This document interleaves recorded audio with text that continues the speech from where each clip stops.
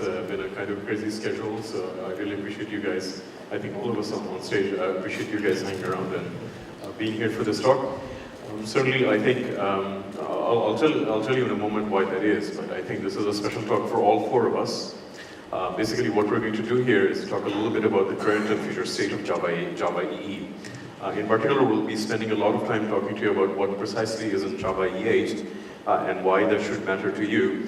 But we'll also spend a little bit of time talking about the future of Java EE. And the future of Java EE, if you haven't noticed yet, there's a lot of big things happening.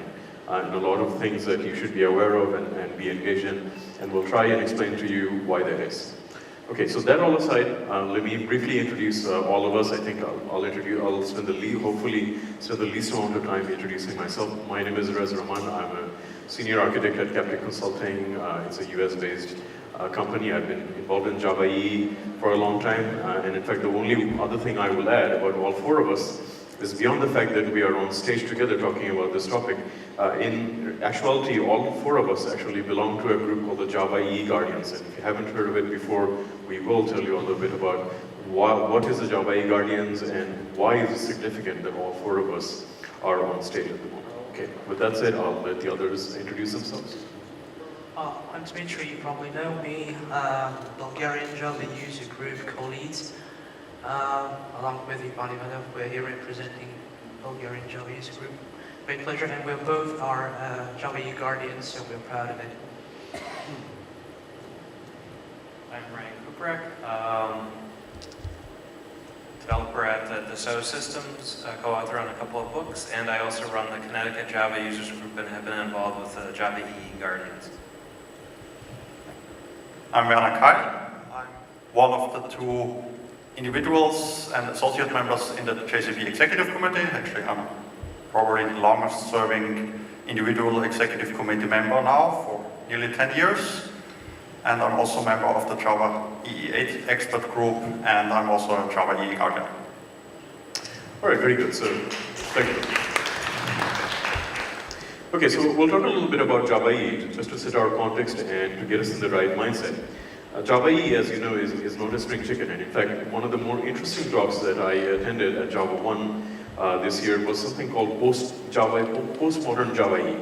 And the theme of the talk was that an interesting observation that we have such a fast-moving industry and it evolves so quickly, but there's a fundamental bedrock that always remains the same. And for our ecosystem, that is Java SE and Java EE. So that is by itself a remarkable event. And in fact, for those of you who have been witnessing the Java EE lifetime, the most interesting aspect of Java EE is not a singular piece of time as to, okay, this is a particular feature that, this is a particular point in time where X amount of feature is there. But the most interesting part is actually the foundational evolution, and that's why Java EE is the bedrock that it is, and that's why we can talk about Java EE postmodern in terms of being the thing that actually doesn't change in an otherwise highly dynamic industry.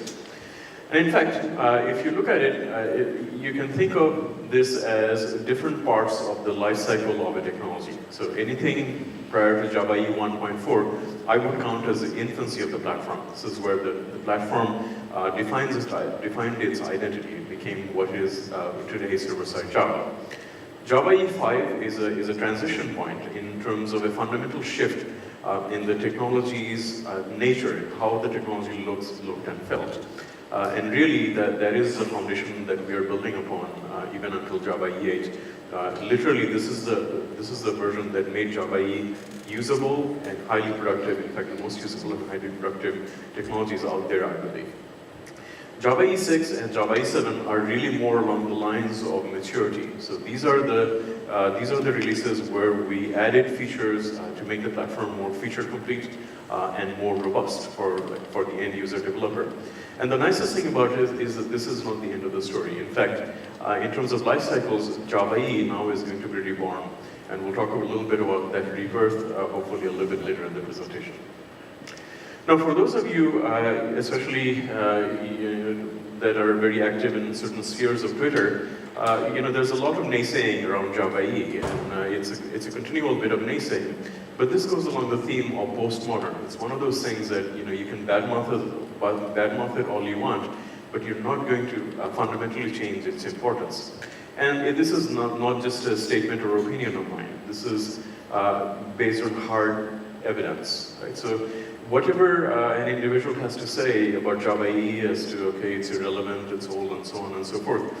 The reality, though, is when you ask end-user developers, folks like you, again and again, what they are saying in terms of the data is that, yes, they do care about Java EE. Even if they are not fundamental users of the platform as a whole, they use enough of Java EE so that they care about the future of the platform.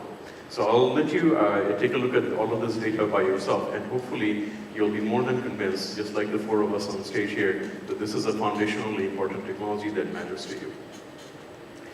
And actually, to be honest with you, beyond the features and the evolution and all of the things that I talked about, one of the most interesting aspects of Java EE is just how many people make a livelihood, have a hard livelihood dependency in terms of Java EE. There's really no other technology other than Java SE that is supported by so many different companies, by so many different products. And it's not like it's a dwindling set, it's an ever-increasing set. Just a few of them you can take a look at on the screen.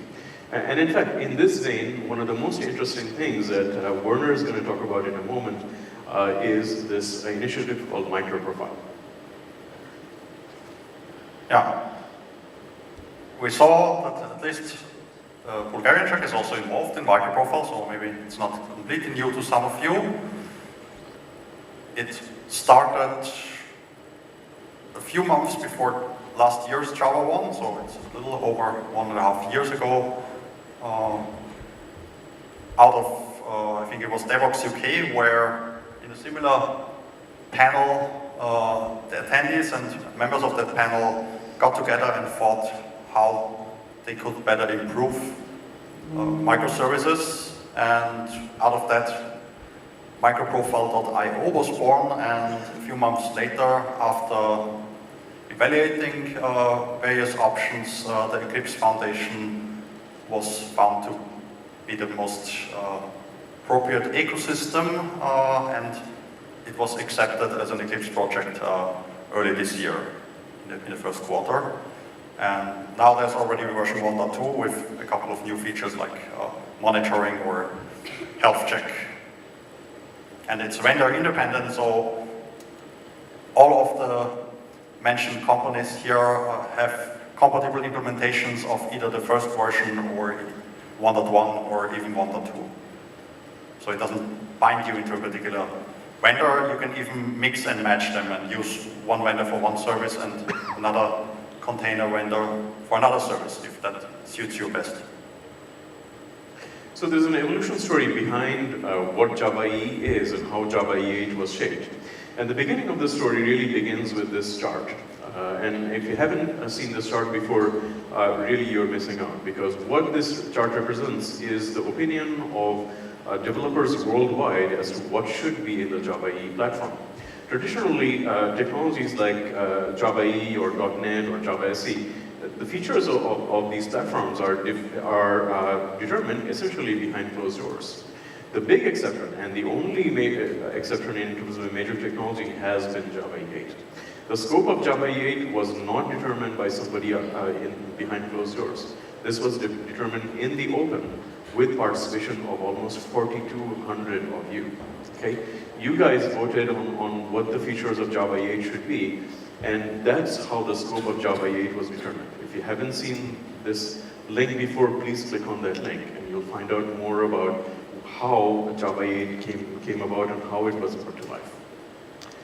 So based on the results of those surveys, these are essentially the major themes, major proposed themes of Java E8. And we'll talk a little bit about how these things have evolved, and obviously do a deeper dive into each of these things. But essentially, the major themes are web standards alignments, alignment with all of the good stuff that is coming out of the web standards world, in particular standards defined by the W3C. So the big ticket features there are support for HTTP 2.0, support for service and events, two different APIs to make JSON support much more robust on the platform, namely JSON-B and JSON-B, and also a very interesting alternative to JSF named MVC, or it's basically an alternative action-oriented web framework that we'll also talk about. CDI alignment is another major theme. CDI has become probably one of the most important APIs in Java EE, and rightfully so. So in this particular release of Java EE, this was one of the key focuses, is improving and making CDI everything that it should be.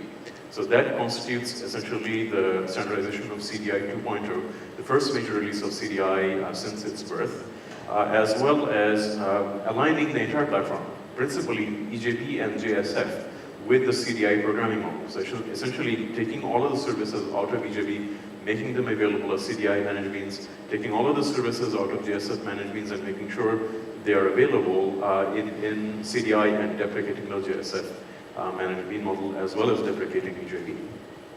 There are, of course, some services added that are purely enterprise features. So these are things like security, JCache, and JMS. And finally, the EE platform, one of its key characteristics is that it always brings about and to the mainstream things that are standardized in Java SE. A good example of this is annotations. Right? So annotations were defined in Java SE 5, but in reality, the first practical implementation of making use of effective use of annotations is actually Java EE 5. And so similarly, there is a lot of interesting features in Java SE 8. Hopefully all of you are familiar with what those features are. So one of the key themes for Java EE 8 was essentially aligning with those Java SE features in APIs like JSF, JPA, JAX-RS, and bean validation. So now, I think we're going to get to the meat of the talk, which is basically doing a very brief, fast walkthrough of all of the features, all of the things that are, what it means to be Java EE 8. And with that, I'm going to hand it over to Ryan. Yesterday, I believe Reza had an entire session devoted to this one topic. I think we have only about one slide on in this deck. So this is a quick summarization. The servlet 4.0 spec in Java EE 8 adds support for HTTP2. So this is one of the major enhancements to the platform.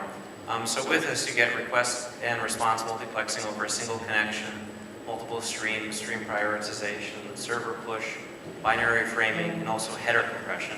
And Reza had a pretty good presentation, very good presentation yesterday, where he showed you like the benefits of the header compression, the difference that made, and also explained how now with HTTP2 support, the server can push down all the artifacts that the client would otherwise have to request. So normally where you pull down a page and you have to reach out and grab the jQuery, Angular, and all of that, the server knows what the client is going to request and knows what it needs, so it immediately just pushes it down in one fell swoop, thus significantly reducing the amount of time that it takes to load a page. And most of the changes can be done without any code changes, and for that feature, that'll be transparent to most developers. That'll affect especially the framework developers that are working on frameworks. Okay, so and JSON has conquered the world. As you probably know, JSON is everywhere, but working with JSON with previous versions like JSON-B or whatever, it was kind of a pain. And I believe that JSON-B is a true relief for everyone. So it's an extremely easy API to marshal and marshal objects like pointers to and from JSON. You just create binding, and you just have only two main functions, so to JSON and from JSON, which makes it truly easy to work. And of course, you have a lot of I would say custom functionalities. You can make mapping, you can make your own custom serialization, deserialization techniques, and so on. But as you see, you just get an entity. You get quite easily. You can create a POJO and make a JSON from it. It's supported not only POJOs but collections of POJOs, and you can put them together so that framework will handle this seamlessly for you. And I truly believe that this was this is going to be a true relief for everybody using JSON. And a good part of my MicroProfile as well. JSON is essential. Yeah. JSON-B is an update to the existing version 1 that's already been part of Java EE 7. So it was not as revolutionary as the first version of JSON binding, but it's nevertheless evolutionary and adopts to many of the new JSON standards that were introduced in the meantime, especially JSON pointer or JSON patch, and a few other so-called RFCs that standardize the way JSON works, not only in Java but across other languages. And JSON P 1.1 aligned with those JSON standards. Plus, it also aligns with Java SE and makes, for example, the use of lambdas and streams more easy. So here's an example, for example, JSON pointer.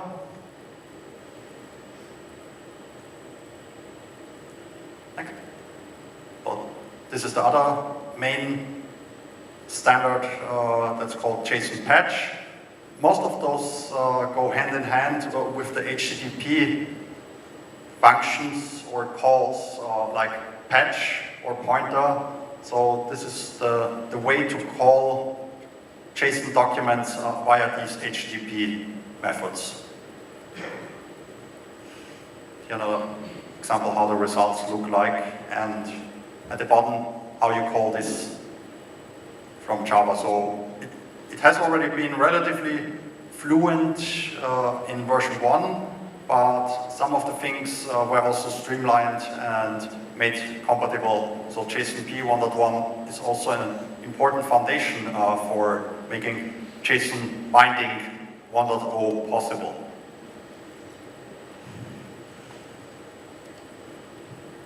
Yeah, so one of the lesser known features of HTML5 is server-side push. I think I first came across this 5 years ago when I was reading about HTML5 and went looking for the support in Java EE and found nothing. In EE7, which had just been released at this time. So finally, with EE8, we're getting support for this. So this is somewhere in between AJAX calls and WebSocket support in terms of the capabilities. So it basically allows you to set the content type underneath the hood gets set as a text type event, and it allows you to push stuff from the server back to the client. Prior to this, there was only a non-standard API available in Jersey. I don't know about the other implementations, whether they had anything that was non-standard, but there was really no way of taking advantage of this HTML5 feature in Java EE until Java EE 8. So on this, we have a simple code sample here that demonstrates how to use that. I mean, looks like this is your standard JAX-RS endpoint, where we set the response type as produces text/event stream, and then we inject into the caller to the method the context, the event sync, and the context port, and we can send stuff back to the client asynchronously throughout the method call. So it's one of the nice new features that you can finally take advantage of. You can finally take advantage of that HTML5 feature in EE8. So now a brand new feature that is first introduced with Java EE8 is the Java EE Security API to standardize things that so far were always vendor specific. There are a couple of closed source implementations, and there are also examples like Picket-Link and similar derived projects at JBoss. Although they are open source, they are not currently standardized. And then you have, for example, Spring Security, which is also open but not standardized. And Java EE Security tried to get the most common denominator of these and standardize especially the way that identities can be stored, and via easy to use annotations like roles allowed and the so-called security context. It was also easier to define, for example, which users in which groups or roles have access to a particular piece of code or to a REST endpoint. So Here's an example of an identity store. This one's actually a database identity store. There are at least 3 or 4 that come out of the box. Database or LDAP. And there are 1 or 2 others, including the so-called Remember Me identity store. Those who are interested in that, I did a presentation earlier this morning showing live hands-on demos and links, and I will also make those slides available so those who are interested in some of those live code examples, they can look up my slides and check out the code on GitHub. So here's an example of the most simple identity store. It's also in one of the examples where basically the identity store is more or less like you have a request and then you get a credential, and in that credential you have to evaluate whether, for example, the credential belongs to a particular role, whether the user has a particular name, password, and other things depending on the particular implementation. So it can either be backed by a database, by an LDAP server, or whatever you need. This is the so-called security context, where the security context allows to find out, for example, here you have the method isCaller in role, and that allows to find out whether, for example, this user belongs to an admin role or is a standard user, or in certain applications you could also, for example, differentiate between normal users and maybe users that belong to a certain members club or something. For example, having an airline and you have members of the miles club versus standard users, or other sorts of roles that distinguish a user. And this way you can allow or restrict access to certain parts of the application based on that role. So here another example of CDI annotations for security, which brings us to CDI. So CDI 2 has undergone quite a lot of changes, especially when it comes to Java SE compliance. So things like MicroProfile will largely benefit from CDI 2 when one of the upcoming versions will adapt to CDI 2. And of course it also allows to use CDI in similar ways that you, for example, see now with Drop Wizard or Spring Boot, which are essentially standalone applications, or fat jars as they're often called, but they are more or less like a standalone Java application. They don't require a traditional large full Java EE container, and CDI 2 works both in the full Java EE container, but it also works in some of those lightweight environments. Other than that, especially there were asynchronous events and alignment with Java SE 8. So here's an example, I think it's from the cargo tracker actually, where CDI 2 introduces an asynchronous event as opposed to a synchronous event. Okay, so JMS 2.1 is a very interesting case. I was actually one of the principal people that helped motivate JMS 2.1, and I was part of the expert group. And it's going to be an interesting story. So the basic goal of JMS 2.1 was really to get away from the MDB programming model. The MDBs there's nothing bad about them, it's just that they are limited in the sense that you have to have an MDB in order to declaratively consume JMS messages. So the principal goal in JMS 2.1 was to move away from that model and allow any bean in a Java EE environment to be able to declaratively consume JMS messages.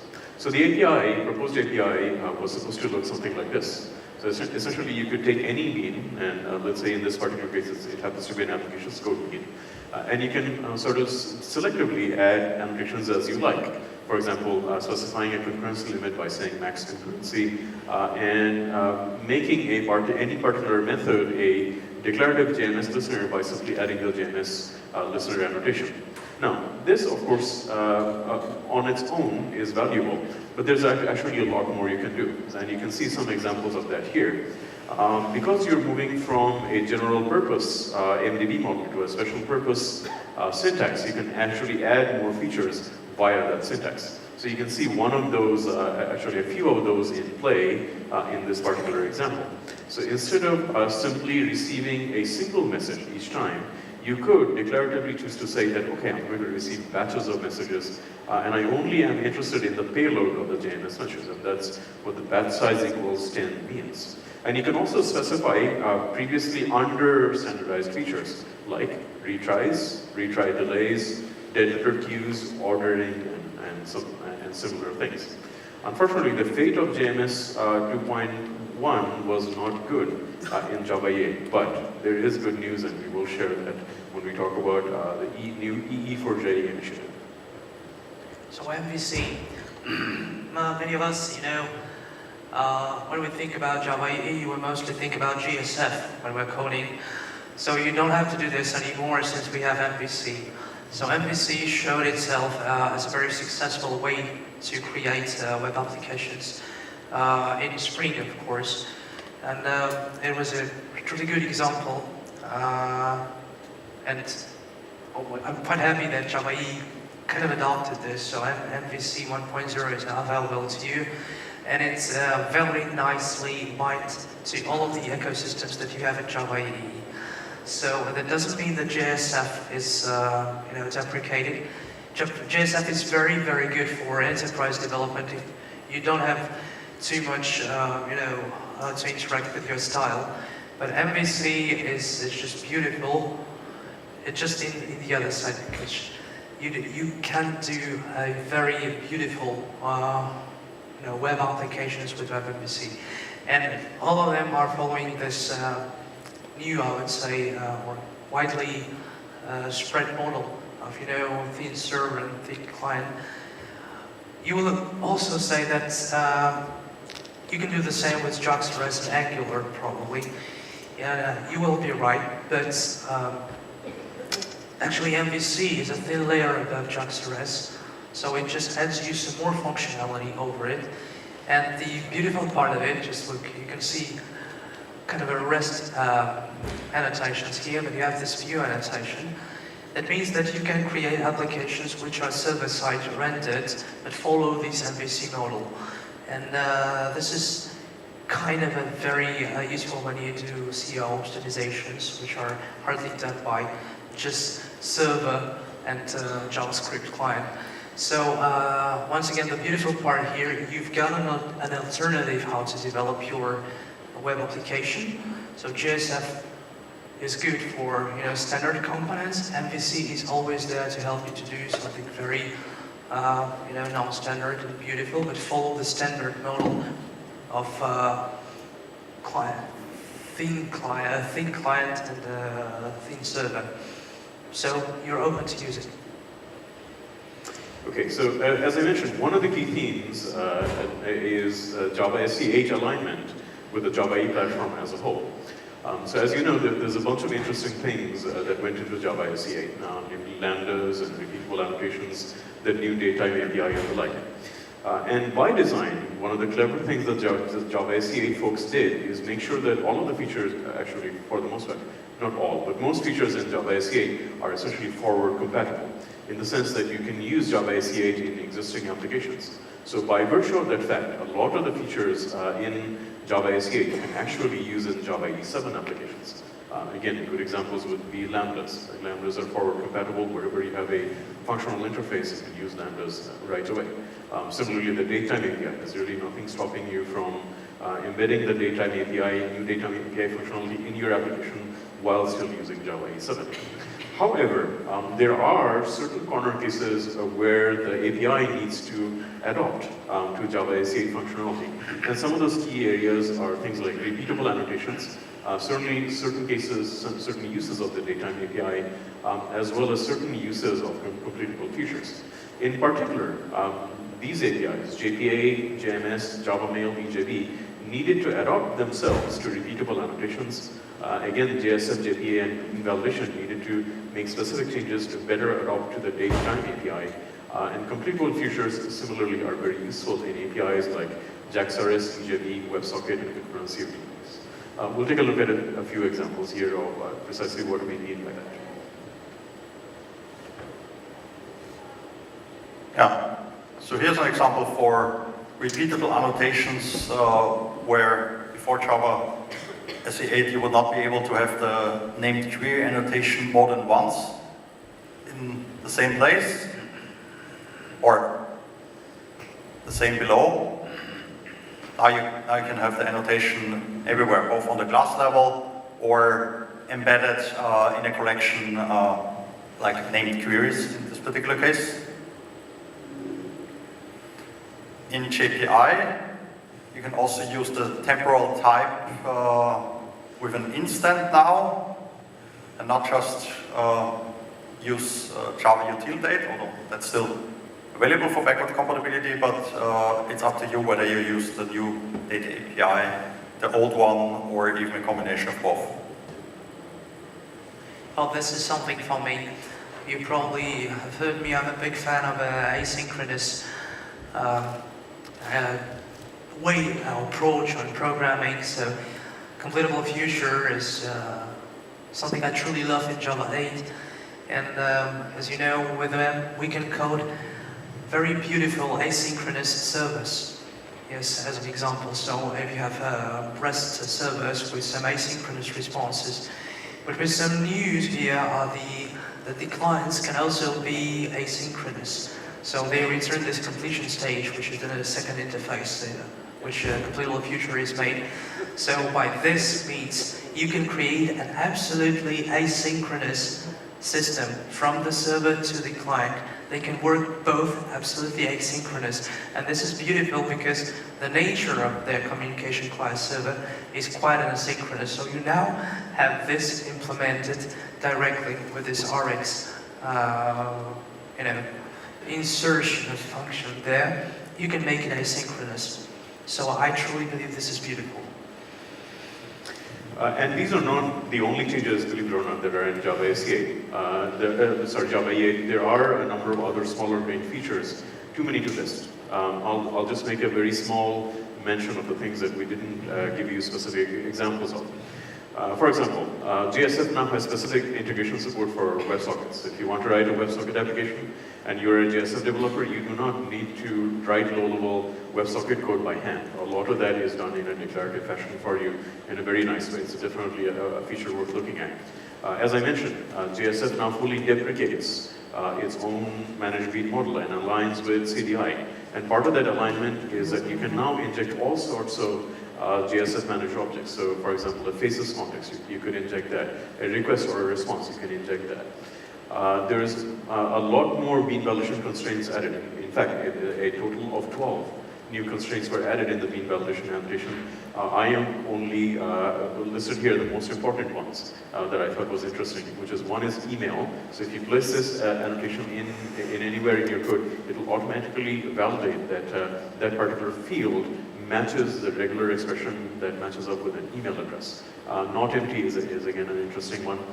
In the example that Ryan talked about, the SSC example that he showed is actually one-to-one SSC. So it's the case where there's an SSC broadcast, there's an SSC producer, but that SSC producer is talking to a single client.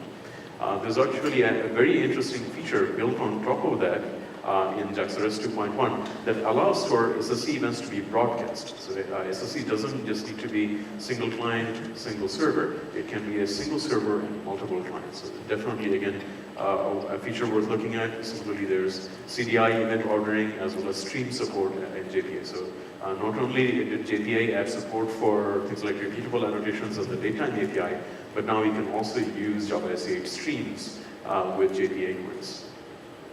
By the way, even though this was not part of Java EE8, the new version of bean validation also supports all the minimum, maximum, and other constraints for the Java Money standard, JSR 354. So if you have JSR 354 in your class path, then bean validation will automatically also extend that to monetary values, thanks to contributions by Zalando, who had done this at GitHub before, and with CDI, with Beam Validation 2, they contributed that into the standard.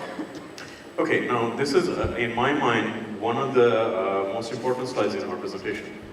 Okay, so hopefully we've given you a sense of exactly what is in Java EE. Again, to remind you, this was a very, very highly community-driven technology. There hasn't been any such initiative ever that a technology's scope is defined by a worldwide community of users. And hopefully you have seen that even if you are perhaps don't consider yourself a user of the Java EE platform, there's features in there that are absolutely essential for all of you. Some of the things like servlets, right? It doesn't matter what kind of server-side Java developer are, you absolutely should care about Servlet 4 and how it enables HTTP2 support.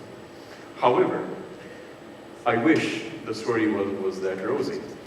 One of the very worrisome things that we saw after Java 1 2016, those of us, all four of us, that pay attention to exactly what is the progress of Java EE GSRs, we noticed something very, very worrisome. And that is, after Java 1 2016, essentially all work on Java EE, every single technology, dead stop. There was absolutely no work done for almost 6 months. Okay? So obviously, something this important to the ecosystem, something like this happening to it, it had to have a reaction. There had to be something that happened to make sure that didn't occur. And what occurred is this group called the Java EE Guardians. Okay?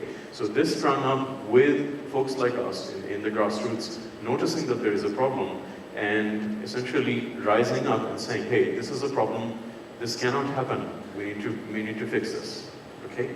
And that is, if you want to find out a bit more about us, and I suggest you do, and I suggest all of you consider yourself Java EE Guardians, whether or not you are direct users of the platform.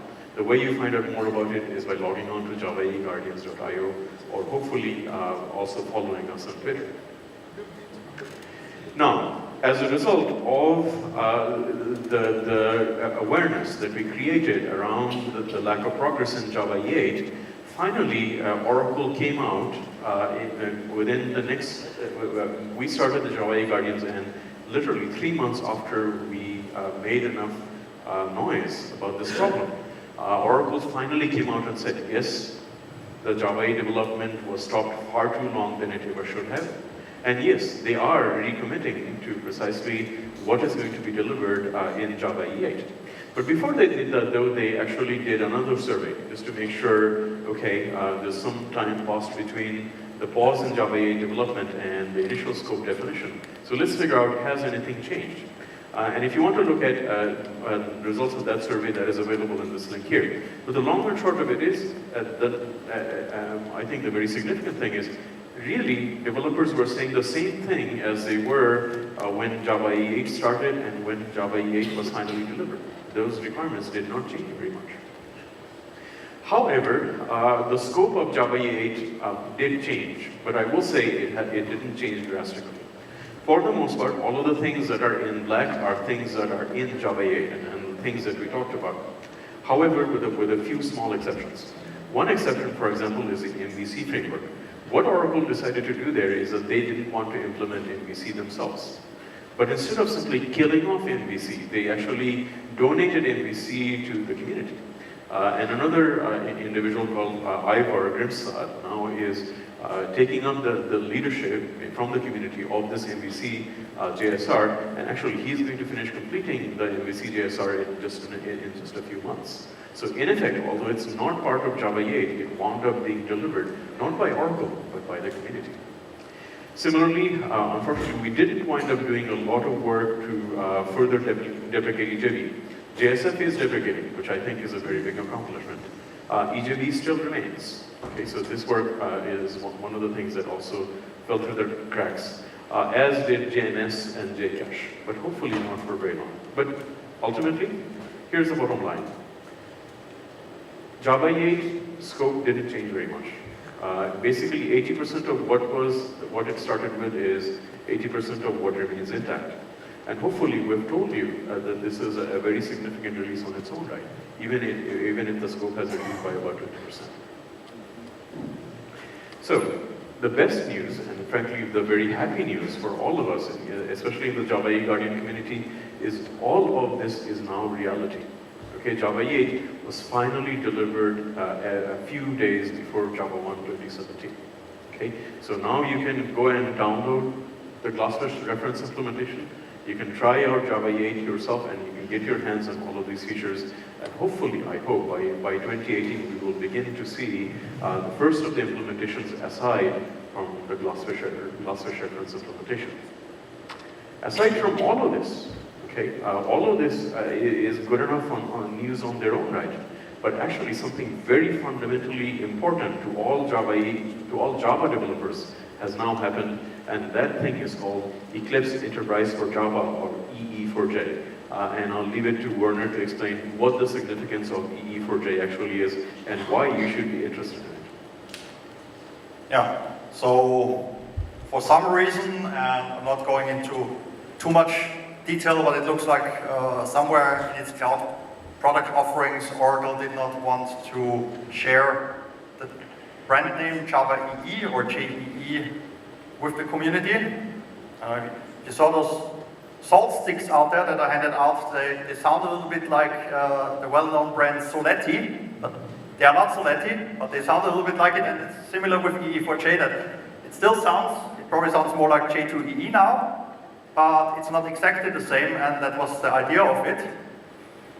And in a way, both MVC being handed over to members of the community and what happened with the MicroProfile initiative that was also welcome as an Eclipse project are a bit like early pioneers.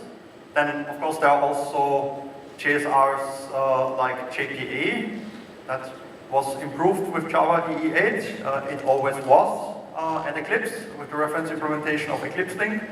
And JSON B 1.0 was initially started as part of Eclipse Link, and then it was outsourced or refactored into its own separate Eclipse project, JSON. So those are now Eclipse projects already as part of Java EE8, and so therefore they already have undergone all the necessary license changes and IP because they are with Eclipse. And all of the other JSRs will have to undergo that change, or in a way it would be a fork, because at least for a couple of years Oracle promised to also support Java EE8, so if there are significant bugs or maintenance release, you'll probably see that in the existing JSRs, but at some point some of the others will be forked into the EE4J umbrella. Essentially EE4J is nothing more than what you saw as the umbrella JSR, so don't worry too much about the name, it's just the top level Eclipse projects, like you have others with fancy names like RT, that's for runtime, it's also an abbreviation, and a couple of others, like I think something around lifecycle management, so they have weird names in some cases and acronyms. M2E would be another example, that means Maven support for Eclipse, and in the spirit of those, I guess that's also how the EE4J name was found, to be the best compromise, that the EE still exists, but the others had to be twisted a little bit so that they don't violate the branding that Oracle still wants to use in the cloud. So let me, I'll add just a little bit more to this slide. And I will say, if the Java 8 Guardian slide was the most important one, this is the second most important slide in our presentation. So think about this for a second. What is happening with EE4J is that a very large and significant part of what we know as a Java platform, developed in the past 25 years by a single company, Sun Microsystems and then Oracle, is now moving out of the control of a single company, truly out in the open, where it is going to be moved forward by multiple companies working together. Okay? And this, we've already had support in EE4J from IBM, Red Hat, Pyara, and Tomitribe. And hopefully all of us. Okay? It is now up to us to truly move Enterprise Java forward, working together. We do not need to look at any single vendor or individual to move this essential technology forward. It is now entirely up to us. So the way you get involved is those two URLs. Okay? So get involved now. It is very early days of the EE4J initiative. We're just beginning to define the charter. The charter is going to be solidified in the next 2 weeks. You still have time to give feedback on that. You still have time to get feedback on getting yourself registered in the alias and being a part of this historic change in the Java platform. You have to be part of this. So let's talk a little bit about what is next for the EE platform. Before I start this slide, what I will tell you is that EE8 is actually in remarkably good shape. Okay, so both of those surveys that we did in the very beginning and the very end, there was a sharp drop-off in terms of the desirability of features that were requested by developers between what is delivered in Java 8 and what is not delivered in Java 8. That means that Java 8 is an extremely feature-complete platform. However, there are obviously things we can be working on, and most of these things are actually being worked on right now. All right? So these are things like deprecating EJB. This is work that we weren't able to do. And the very first technical discussion that we are having in the E4J community right now is how do we make this work happen very soon. As soon as next year of 2018. By end of year 2018, hopefully we will be deprecating EJB from the platform for good. Jcache, again, there's interest in the E4J community of moving Jcache forward and adding it to the platform, although it was not done in Java 8. OAuth, OpenID, and JWT. Okay, this was initially slated to be part of the Java 8 security GSR. It didn't make it. So again, this is a very clear candidate for being standardized in the next version of Java EE or E4J. And guess what? This work has already started. This work has been in play for a year and a half now. It's being done as part of the MicroProfile initiatives. As soon as we manage to align the MicroProfile and E4J initiatives, this means that things like JWT, things like dynamic integration, things like fat jars and modularity, health checks, metrics, circuit breakers, fault tolerance, all of these things that the MicroProfile folks have been working on, okay, for the past year will very soon end up in next revision of the Java EE platform, making it perhaps one of the most feature-complete platforms out there for developing any kind of applications, whether it's traditional monolithic applications or very fine-grained Netflix-style microservices. These are all features that would be useful in those environments. Similarly, there's other obvious features that you can talk about, things like dynamic discovery, client-side load balancing, perhaps better support for NoSQL. And again, although these features are not yet being discussed as part of MicroProfile, soon enough, I hope that we'll be able to work on these types of features, and you can help us define these features and refine these features forward, or add whatever else you would like to see out of the standard enterprise Java platform. NoSQL actually has another Eclipse project, so it's also already in Eclipse, and it's like a sister project to MicroProfile under Eclipse technology. So that's similar to JPA. It's also in a better position because it has already been vetted, the whole code has been reviewed and accepted as an Eclipse project, and therefore moving it into a future version of the E4J platform is much easier than what's already in Java EE, because that still has to undergo all the core reviews and possible license changes. So, to summarize, whatever you may have been told, the data, the hard data says that Java EE remains vitally important for all of us, and it should be, okay? We should work together to make sure it stays that way. Java 8 has long-awaited critical features. These are features that the community has long asked for and still has been asking for. So hopefully we've convinced you by looking at the details of what is in Java 8 that these are features you need. There have been serious concerns, and that is why we are on stage today. But the reality is now Java EE is on a much more solid path than it has been for a very long time. Okay? We are talking about a truly open and hopefully very bright future for the Java EE platform. And this is the time for you to get involved. So if you haven't got involved in enterprise Java, standard enterprise Java before, please consider doing so now. Right? You will be part of Java history, and you will be doing something that truly matters. Reza, let me add something here about the get involved. So as you know, Bulgarian Java user group, Bulgarian Juk, is very much involved mainly in MicroProfile, so he has committed code. We in our group are actually doing a lot for MicroProfile. We also are involved in CDI specs. We did some trainings. We got the creator of CDI here in Bulgaria. So we are very much involved in this initiative about, making Java EE really good community driven. So you can also join us, and we are all guardians of Java EE. All right, that's it. That's all we have. I hope you learned something and you've changed your mind about some things as a result of this presentation. And hopefully, it's important for you to understand why 3 of the top 10 speakers, that you voted for are actually standing on this platform delivering this talk for you. I hope that means something. We won't have very much time for Q&A with keeping respect for the next speakers here. We are going to end the session on time.